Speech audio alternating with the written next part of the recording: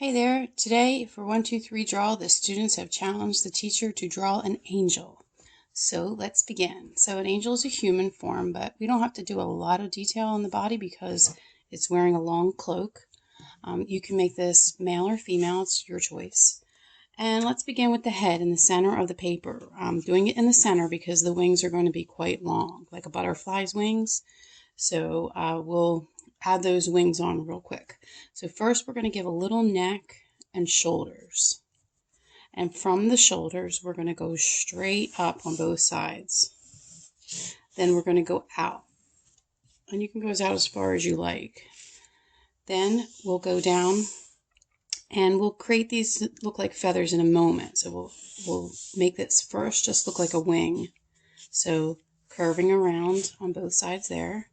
And then this part can curve around like that. And we'll bring that down pretty far on the body. And we'll make that go behind the arms later. All right, so we've got the basic shape of the wings. And, they should be relatively the same on both sides.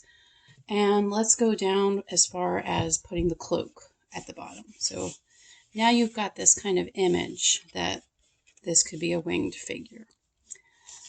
All right. Next thing we're going to do is the arms. So we're going to make an arm come out this way and this way, their elbows. And then we're going to fold this elbow over and we're going to put this one like it goes under. Then we're going to make one line here to show that the arm separates from the body on both sides. And if you want to place something in the hand, this would be the time where you could place this something in the hand. All right, so one hand under, and this other hand under, we could just kind of make it look like it's resting there. And I placed a flower on mine, but it could be maybe a little bird. I'll put a little bird on this one. And maybe it could be a symbol of the person who you're giving this to or drawing this for. Okay, now let's go back to the face. So since this is like somebody that doesn't really have an existence, we're just going to give it a generic kind of face. So we're going to start in the center of the head and just 2 dashed lines like the eyes are closed, a little dash for the nose, and one more dash for the mouth. You can put as much detail as you want on that, but we're going to just leave it like that since we've got so much to do already in the feathers, and this is only going to be a 5-minute drawing.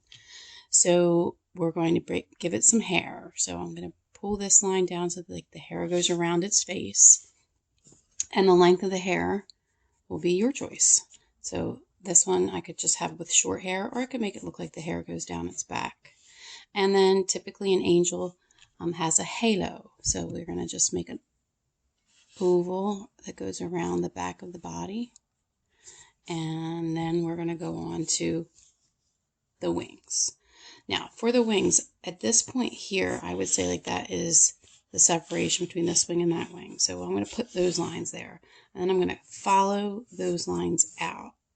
Follow, follow, follow. And then over here, I'm going to start the same process. But eventually, I'm going to start winding down. So on the other side, I'll start winding down first so that I'm mimicking what happens on the other side of the wing.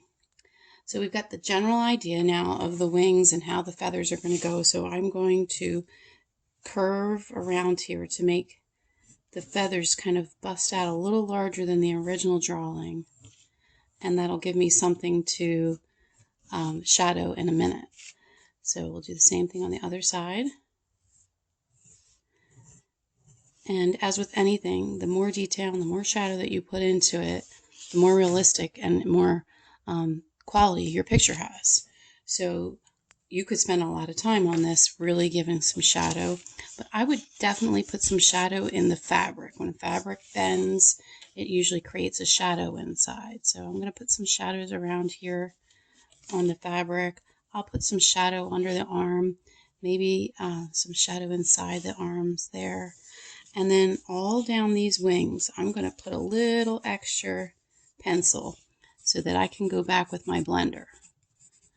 All right, so now I'm going to reach for my blender and I'm going to put the final touches using just the blender. So up and down these lines, I'm going to blend. You can see how much more solid the figure starts to look when you've got that shadow on there. Like, what a difference. Two little blended lines. And you're going to go over anything that you want and give it shadow.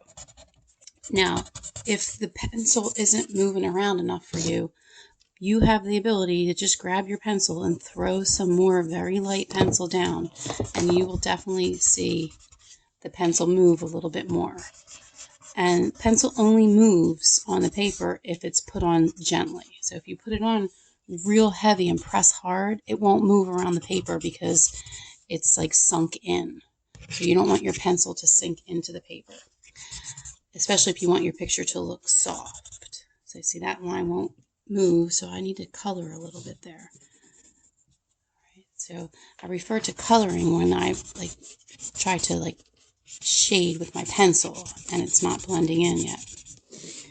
All right, so that is about it for the angel. I can spend, like I said, as much time as I want giving detail and adding more shadow.